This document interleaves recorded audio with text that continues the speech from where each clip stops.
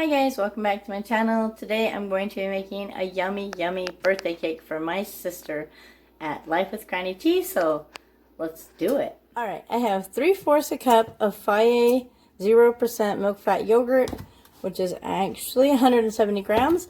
I'm going to add a 1/2 cup of Quest salted caramel protein shake and 3/4 a cup egg whites, or 6 ounces of egg whites, and we're going to whisk that all together.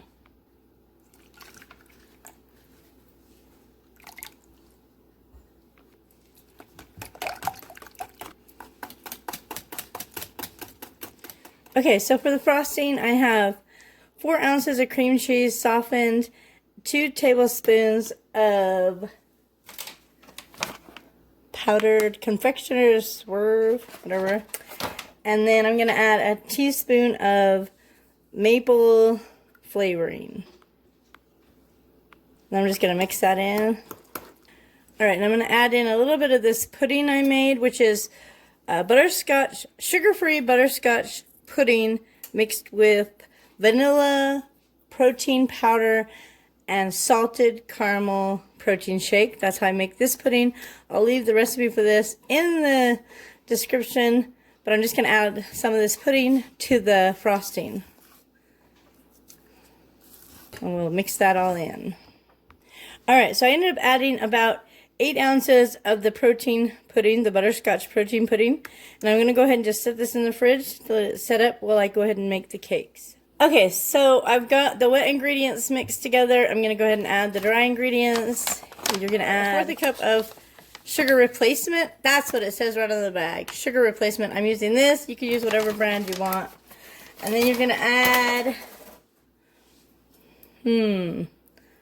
some flour. I'm using oat flour, and I believe this is a 1/2 cup. I will make sure I leave the directions. All the ingredients will be in the description, but that's just oatmeal ground into flour.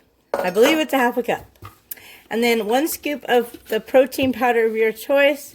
I'm using vanilla, and just add that in there. And I'm using this one. I'll leave a link in the description for that as well. Then you're going to add 3/4 of a teaspoon of baking soda. Let me get that in there. And then the recipe says a 1/2 teaspoon of vanilla, but I'm going to add like almost a full teaspoon of vanilla because I think it'll taste better. But you can do what you want. I'm just going to do a whole teaspoon because this is my recipe. I'm making it up as I go along. Should be great. Alright, and then we're going to mix all that together. Alright, and you get it all mixed together, and then we're going to pour it in our pan. Alright, the last time I made a protein cake, it was the chocolate one, and I poured it in the pan. I actually followed another person's recipe, so I took that recipe and I've just made a few changes, and instead of pouring it in a cake pan lined with parchment paper, I'm going to spray this with pan and try to make little individual cakes. I believe it will be fabulous, so I'm going to go ahead and spray this pan. Okay, I decided I'm just going to use the scooper to measure it. I think it'll just be easier. Maybe. We'll see.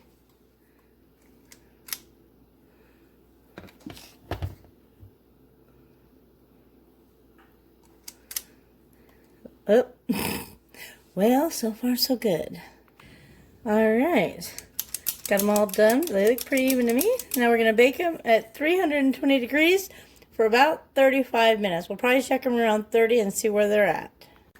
I am super excited to try these. I know they're going to be amazing. I still have 11 minutes to go, but I want to check them. Let's see how they're doing. They look like they're puffing up. Maybe I got a little too much in some of them, but that's okay. Oh my gosh, the house smells so good. Alexa, how much time's left on my timer?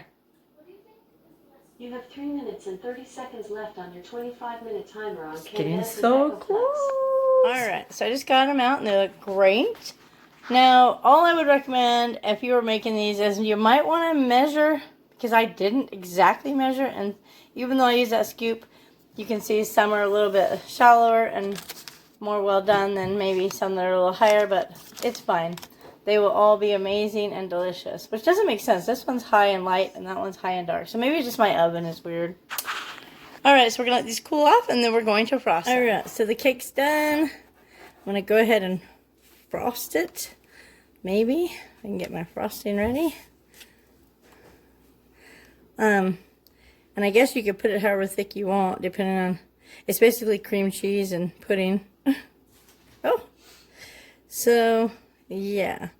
There you have it. Your maple cupcake cake theme. Whatever. But what I wanted to add on top of mine, because I'm just so weird, is I'm going to add some bacon. So it's maple bacon. Doesn't that look amazing? I'm super excited. It's going to be delicious. You don't have to put bacon on it, but why not, right?